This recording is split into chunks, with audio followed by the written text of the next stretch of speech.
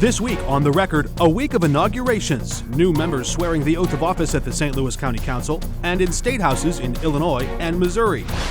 Plus, council wars take a dramatic turn. Why Sam Page calls the push to create powers to expel him is bad government. Could it be good politics?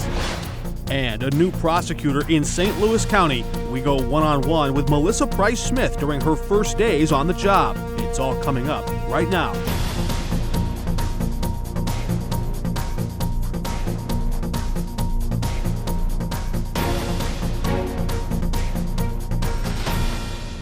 Welcome to The Record. I'm Mark Maxwell. St. Louis County has a new prosecuting attorney, Melissa Price Smith, swearing the oath of office just more than a week ago. Governor Mike Parson picked the Democrat, backed by police unions, after a contentious legal battle over who gets to appoint that position.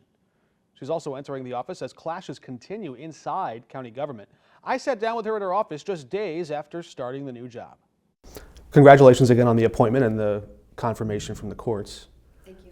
To anyone in St. Louis County who might be wondering, who is Melissa Price Smith? How'd you get here? I'm a career prosecutor. I am meant to be a prosecutor. I'm inspired by what I do. For the last 20 years, I wake up every morning because of the work I do with victims. I'm a prosecutor. I'm not a politician.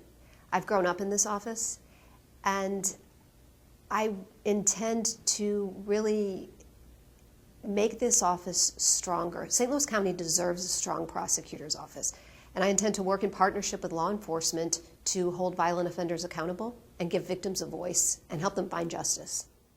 You're speaking a lot about your experience. A lot of that experience was spent investigating and prosecuting sex crimes. I can't imagine how the things you must have seen, the grisly crimes and the victims in a vulnerable position. I can't imagine how all of that must have shaped your perspective. I've worked in nearly every area of this office, starting in misdemeanors. I've done guns and drugs, property crimes, robberies, burglaries, homicide, but for the vast majority of the last years, I've done sexual assault and child abuse. I've seen some of the worst, but it's also been my honor to work with some of the bravest people I've ever met, and I'm talking about the victims in these cases, and they inspire me. And that's why I feel so strongly about our sexual assault, child abuse team here, as well as our domestic violence team, which are very, very strong teams and will continue to be under my leadership. You're using language like strong prosecution. It sounds similar to tough on crime. You put 100 lawyers in a room, you get 100 different opinions, right? So I understand there's always disagreement sometimes in debate internally. What's your philosophy on prosecutorial discretion, when to charge, when not to charge? How should we think about the way you approach these delicate decisions? Well, every case is an individual case, and every defendant is a person, every victim is a person, so prosecutorial discretion is extremely important. Yes, I want a strong prosecutor's office because I know St. Louis County deserves it, and we need to be tough on crime and violent offenders. However, I also feel very strongly about our treatment courts. Treatment courts give nonviolent offenders a second chance.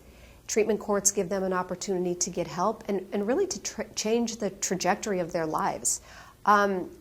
Speaking honestly, and I've said this before, if treatment courts, particularly drug court, had been around 40 years ago, my own brother might be alive today. So I'm very aware that these courts are an integral part of our system, and prosecutorial discretion is very important in determining who deserves a second chance, who can be helped with treatment and support. I'm sorry to hear about your brother's passing. I didn't know about that. Is there anything about that you'd like to elaborate on? I don't know how old you were when... Actually, my brother passed 2 years ago. He was in a motorcycle accident about 40 years ago. However, prior to that, he had a very serious drug problem. And to be quite honest, he was in trouble with the law all the time. So I will tell you, I'm a prosecutor. I also know how it feels to be in a family on the other side. I get it. I get both sides of it, and every case is individual. That's an interesting example that you raised, because I don't know if you see yourself as someone who defends a prosecutor's office or someone who wants to reform it. I'll ask the question this way. People who are accused of crimes, that's a big interruption to their life. they can lose a job. They can spend time, if they can't afford to pay bail, they can spend a lot of time in jail waiting for their trial. How do you think about that question? Is the use of cash bail appropriate? Is it a practice that you're going to use to the full extent? Or is that something where some reformers of a criminal justice system might want to say, we want to use that less and rely instead on other means to make sure someone appears in court for their trial? Well, again, it's a case-by-case basis, and I've been a prosecutor for a long time. There are some offenders, particularly violent offenders, who should have a high cash bail. St. Louis County deserves that, or request no bail at all. I have been talking about a violent crime unit and reinstating our violent crime unit, which had been suspended several months ago. I reinstated that unit this past Friday. We have a strong veteran prosecutor who's running it, and he will have other attorneys working with him.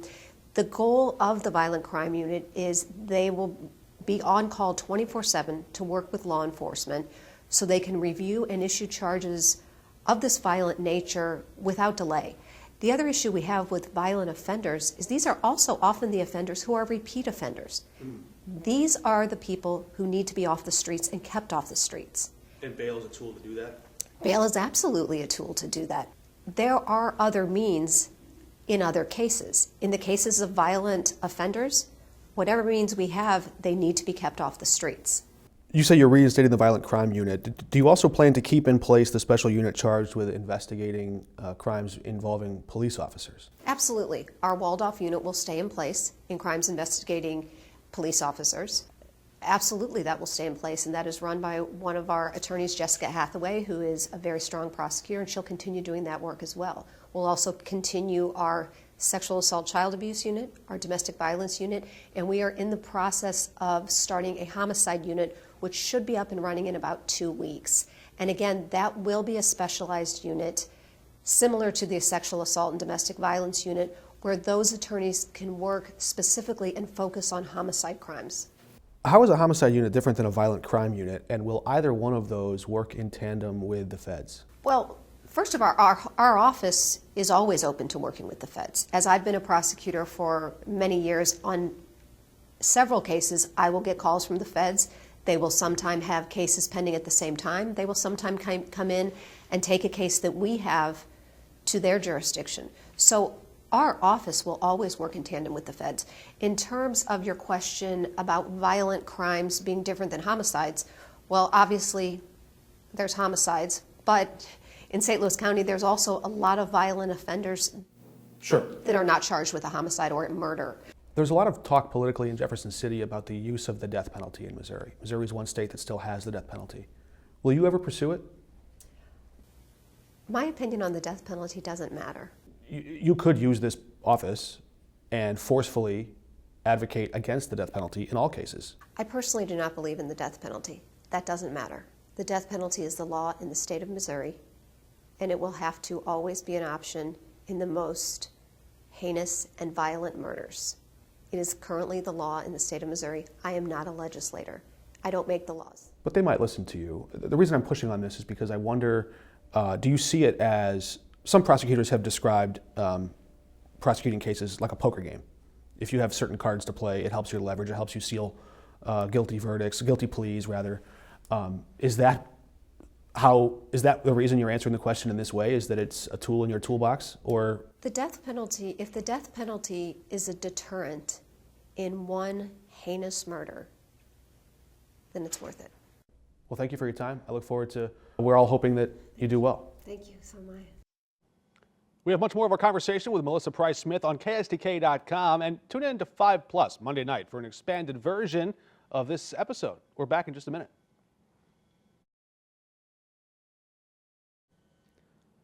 A bitter divide inside the St. Louis County government is growing wider. This week, the County Council drafted a proposal to ask voters to give them unique powers to expel County Executive Sam Page or any of his department heads from office. Rita Hurd-Days, a councilwoman, says it would provide checks and balances to the County Council. Other of her members agree, saying that department heads should be accountable to them. Councilman Dennis Hancock says they need some way to make sure Page's department heads show up in the budget process. The power would simply be to be able to hold department heads, directors, and maybe even the county executive accountable for the things that they have and haven't done. So what we're trying to do is make sure we have some balance, make sure that we have some accountability in all aspects of county government, and that's what this is designed to do. At the end of the day, the citizens will make the decision. That's because voters would have to approve any changes to the charter at the ballot box, and if voters do vote in favor of the county's proposal, it would never have to go back before voters again. The council would just have the power to exercise it at will, however often they might choose. That's one reason why County Executive Sam Page called it bad government. Voters in St. Louis County are going to have to decide what is the role of the county council and what's the role of the county executive. We've had a charter form of government with a county executive and a county council here for a few decades now. And over what we've seen over the past 4 or 5 years is a shift of authority from the county executive to the county council. You know, that's been measured, and we've tried to work through that the best we can. Shifting the ability to fire and hire the county executive midterm, that's a big change. And voters in St. Louis County are going to have to decide, do they want to see that? Do they want to be able to replace and remove the county executive, or do they want to hand that off to the county council? And when you change that dynamic, then you remove the normal checks and balances that you would see in a government. Seems like they want you to play nice. Well, we certainly agree on a whole lot of things, and I hope we can talk about some of those things and work on some of those things for sure. I really don't mean this question to sound glib at all. I actually wonder, this seems like kind of a meat grinder. What about this job is fun for you? Well, we've accomplished a great deal. I really do, and really am proud of our investment in public safety. We have 2 new police stations and a 3rd one coming online. Twice since I've been involved in county government, we've gotten significant raises to our police officers. We've reorganized county government. We've made it much more efficient. We made a big investment in the health department. There's a lot of good things going on in St. Louis County. Our comprehensive planning process is really a big deal. Thinking about our zoning and planning regulations, just making it easier to do business in St. Louis County. Those are exciting things. I think they're worthwhile. The things that go well are not going to get reported very often. To be fair, controversy gets attention, and things that are going smoothly does not draw attention. Another clash in the county government stems from a pending case on whether or not to expel Dennis Hancock. Sam Page says that decision is now up to the new prosecutor. What is your expectation of the new prosecutor as it pertains to this pending quo warranto to push to expel Dennis Hancock? Well, the quo is the prosecuting attorney's discretion, whether or not to pursue that. I believe nepotism is wrong. I believe most people in our state believe nepotism is wrong. I believe covering it up is wrong. That certainly is an area of conflict with the council, but I hope we can agree to disagree on that, leave it up to the prosecuting attorney, and continue to work on all of our areas of agreement. When Dana Red Wing recorded that phone call with Dennis Hancock, was she acting alone, or did you put her up to it? I didn't know what she was doing. I knew there was a problem and she was going to address it. But that's something that she did most likely for her own protection. From you would have to ask her, but I suspect she had some concern about whether the conversation would be accurately remembered. Were you surprised to see the prosecutor drop the charges against the clerk? Well, I was surprised because I thought they were alarming. I heard the presentation of Wesley Bell when he was prosecutor, and it was a very compelling presentation, but that's the authority of the prosecuting attorney to make that decision. And when we come back, Illinois swears in its 104th General Assembly. It's now in session. The priorities one Republican in Metro East wants to focus on.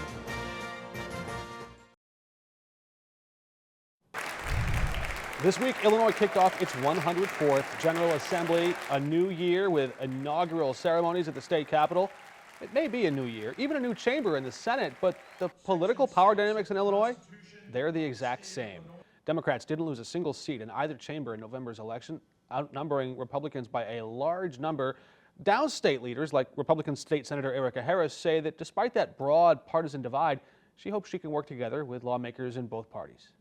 Well, the reality is there's 59 senators, and we all serve districts based on population. So just by that data alone, there certainly are less representatives in downstate than there would be in the Chicago area, which is why it's really very important for the downstate legislators to have relationships with each other no matter what side of the aisle we're on, so that we can have a bigger impact for downstate and have a voice there. If you ask Harris the thing that Southern Illinois needs more than anything else right now, she says it's relief from inflation. During the post-game press conference after all the inaugural ceremonies there, Democratic Governor J.B. Pritzker focused a lot of his attention on ways Illinois might fight back against an incoming president-elect, Donald Trump. We're trying to prepare ourselves for, what we cannot know that he will do on day one. And remember that this president-elect is known for pronouncing things and then never following through. He's also known for not pronouncing anything and then foisting it upon people without any warning.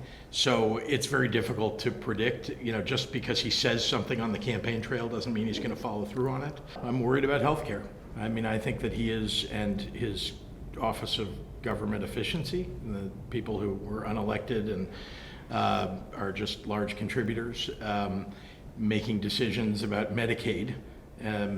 Not officially going back on Obamacare, but changing the rules around Medicaid so that people would get excluded, and we might have hundreds of thousands of people who would go without health care. So we're worried about that. He's so unpredictable. And I know that the people who supported him think that he's pronounced everything and he's going to follow through on everything, but that wasn't the case when he was president last time. I'm not suggesting he's not going to follow through. My biggest worry are the things he hasn't told us about. On the very same day as Illinois was swearing its new members in, Missouri's 2025 legislative session also kicked off. New lawmakers were sworn in Jefferson City, and Republicans picked a new Speaker of the House. State Representative Justin Sparks threw his hat into the ring, hoping to beat out Representative John Patterson, who was in line for the role. Patterson won easily. Sparks only got 10 votes. A big item on the to-do list this year, the recent passage of the abortion amendment. Now, House Speaker John Patterson, well, he's previously said the legislature should respect the will of the voters. We'll see how that shakes out. We're back in a minute. America said goodbye to a president this week. Thousands of mourners and 5 presidents gathered at the National Cathedral to honor the memory of Jimmy Carter. And eulogies at funerals like this are tough. How do you sum up the life of a person in just a few words? It's no easy feat, especially for a president. But a few of his own words sum up his aim in life, so let's check the record. In Oslo, Nobel Peace Prize winner Jimmy Carter told us the bond of our common humanity is stronger than the divisiveness of our fears and prejudices. He had that mild-mannered touch of a minister that would calmly call on your conscience to do what you already knew in your heart was right. And he spoke often about how that conscience guided him, too. Carter wrote, "I have one life and one chance to make it count for something. My faith demands that I do whatever I can, wherever I am, whenever I can, for as long as I can, with whatever I have to try to make a difference." But it wasn't just determination that drove Jimmy Carter. He could diagnose, denounce, and disparage dangers to democracy with dagger-like delivery. And he did just that after the Supreme Court ruled money was speech, and corporations could speak just as freely as people in Citizens United. Carter said, quote, "I think the most stupid decision that the Supreme Court ever made, and one of the most damaging, was to rule that corporations are people and that major corporations now can give unlimited supplies of money to candidates." Carter called it the, quote, "erroneous ruling of the Supreme Court where millionaires, billionaires can put in unlimited amounts of money, give legal bribery the chance to prevail," he said. Jimmy Carter called our campaign finance laws a, quote, "complete subversion of our political system." He said it's one that violates the essence of what made America a great country in its political system, and now it's just an oligarchy with unlimited political bribery, he said. Then he told us a quick story. He said, "You know how much I raised to run against Gerald Ford? $0. You know how much I raised to run against Ronald Reagan? $0. You know how much will be raised this year by all presidential, Senate, and House campaigns? $6 billion. That's 6,000 millions." Come to think of it, this country hasn't always taken advice from our leaders. We didn't heed Washington's warnings about bitter partisan divides. We didn't listen much to Eisenhower's warnings about a military-industrial complex. The list goes on. It makes you wonder, if we ignore Carter's words, will we ever see another president like him? Or like Harry Truman? Men of means, they weren't. But men who meant something, they were without a doubt. And that will last much longer than whatever modest amounts of money they might have left behind. That's all our time this week. Next week, we recap the inauguration of Governor Mike Kehoe. Until then, we're off the record.